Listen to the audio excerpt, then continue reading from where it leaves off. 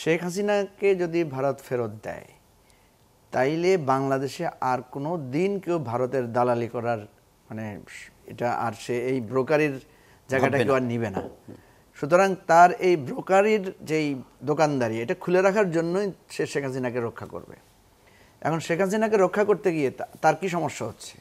শেখ হাসিনাকে রক্ষা করতে গিয়ে প্রথমত সে বাংলাদেশের সাথে তার যে একটা চুক্তি আছে, বন্দি বিনিময়ের চুক্তি, এটা তাকে লঙ্ঘন করতে হচ্ছে, একটা চুক্তি লঙ্ঘনের দায়। যেই চুক্তিটা কিন্তু বাংলাদেশ রক্ষা করেছে তার সাথে, ঠিক আছে? একটু ক্লিয়ার করবেন, চুক্তি যে ভঙ্গ করছে বলছেন, সেই চুক্তির ভিতরে তো সম্ভবত এমনও আছে যদি সে মনে করে যে ওই দেশে গেলে সে তার জীবনের নিরাপত্তা হুমকি সম্মুখীন হবে, সেক্ষেত্রে সে চাইলে রেখেও দিতে পারবে, এটিও তো চুক্তির অংশ আছে। না না, আপনার এটা তো একটা জুডিশিয়াল প্রসেস, তাই না? এখানে নিরাপত্তার ঝুঁকির তো কিছু না, আইনগত ব্যাপার আছে। এখন আপনি যদি মনে করেন যে আপনি এই কথাটার এই ক্লজটাকে কেন্দ্র করে আপনি কাউকে বাঁচাবেন, আচ্ছা ধরেন শেখ হাসিনার কথা বাদ দেন, সেখানে এতগুলো লোক গিয়ে ভারত অবৈধভাবে আশ্রয় নিয়েছে। ভারত যেখানে প্রতিদিন পুশব্যাক করে আপনার তার দেশের নাগরিককে বাঙালি বলে এখানে পাঠিয়ে দিচ্ছে, সেখানে এতগুলো লোককে তো সে আশ্রয় দিচ্ছে। এবং সেখান থেকে তারা নানা ধরনের দেখলাম যে আপনার ময়লার ভাগাড়ের সামনে দাঁড়িয়ে লাইভে কথা বলছে।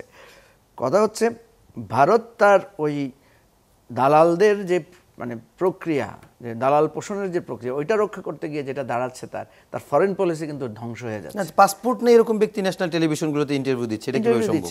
তো সেজন্য বলছি আমাদের এখানে একদম বোঝার, এটা হয়তো যারা বুঝতে চায় না বা যারা নানা ঘোরপ্যাঁচ করে তাদেরকে বোঝাতে পারবেন আপনি, কিন্তু এখানে আমি মনে করি না যে খুব বেশি চেঞ্জ আছে। ওকে, তাহলে আমরা একটু অন্য প্রশ্নে যাই। আমি একটা কথা বলি, আমি এটা বিভিন্ন জায়গায় বলেছি, এটা রিপিট করছি আপনারা প্লিজ।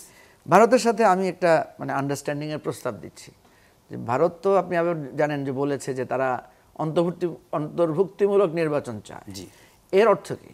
এর অর্থ আসলে তারা আওয়ামী লীগকে নির্বাচনে অংশগ্রহণ করাতে চায়। তারা এতদিন আমাদের যখন আমাদের অন্তর্ভুক্ত ছাড়া সেটাকে তাদের কাছে অন্তর্ভুক্তিমূলক মনে হয়েছে, এখন হাসিনাকে ছাড়া বা আওয়ামী লীগকে ছাড়া মনে হচ্ছে না।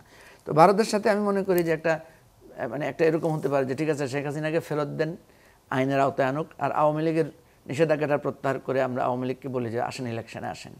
আওয়ামী লীগের যে সমস্ত নেতারা ফেরার আছে, পালিয়ে আছে, আত্মগোপনে আছে, মামলায়, সবাই এসে আদালত আত্মসমর্পণ করুক, তাহলে তো ভালো। তাহলে আইন বিচার নিয়েও কেউ বলতে পারবে না যে এখানে আপনার অনুপস্থিতিতে বিচার হয়েছে, বিচারে কোনো ধরনের প্রশ্ন সৃষ্টি হয়েছে, তাহলে বিচারটাও স্বচ্ছ হলো। আর আমাদের ইলেকশনেও তারা যেভাবে অন্তর্ভুক্তিমূলক নির্বাচন চাচ্ছে সেটাই হতো। এটা হলে একটা ভালো হতো কি, আমি দেখছি আওয়ামী লীগের ভোটারদেরকে নিয়ে বিএনপি জামাতের মধ্যে একটা টানাটানি হচ্ছে।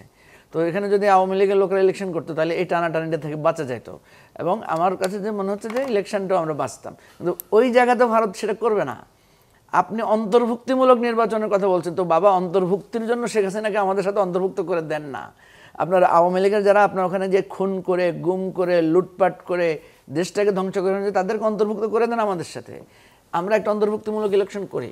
সুতরাং এইটা আমি মনে করি ভারত যত তাড়াতাড়ি এটা বুঝবে, যত তাড়াতাড়ি মনে করবে না আমি আর দালাল তৈরির প্রসেসে যাব না, ভারতের জন্য কিন্তু তার এই পররাষ্ট্রনীতি সংশোধনের বিরাট একটা সুযোগ। আমি ভারতের ন্যায়বান নাগরিক, ভারতে কি মানবাধিকার কর্মীরা আছে না? ভারতে অনেক ভালো ভালো মানুষ আছে না? আমি তাদেরকে অনুরোধ করবো প্লিজ আপনারা আপনাদের সরকারকে বুঝান যে বাবা বাংলাদেশের সাথে আমাদের এই বৈরী সম্পর্ক আমরা চিরতরে মিটিয়ে দিতে পারি, যে আমরা শেখ হাসিনা এবং আওয়ামী লীগের যত মানে দুষ্কৃতিকারীরা সেখানে পালিয়ে আছে তাদেরকে সবাইকে আপনি এখানে হস্তান্তর করেন, দেন আমাদের জন্য একটা বাইলেটারাল বেটার রিলেশনশিপ আমরা একটা এনজয় করতে পারি।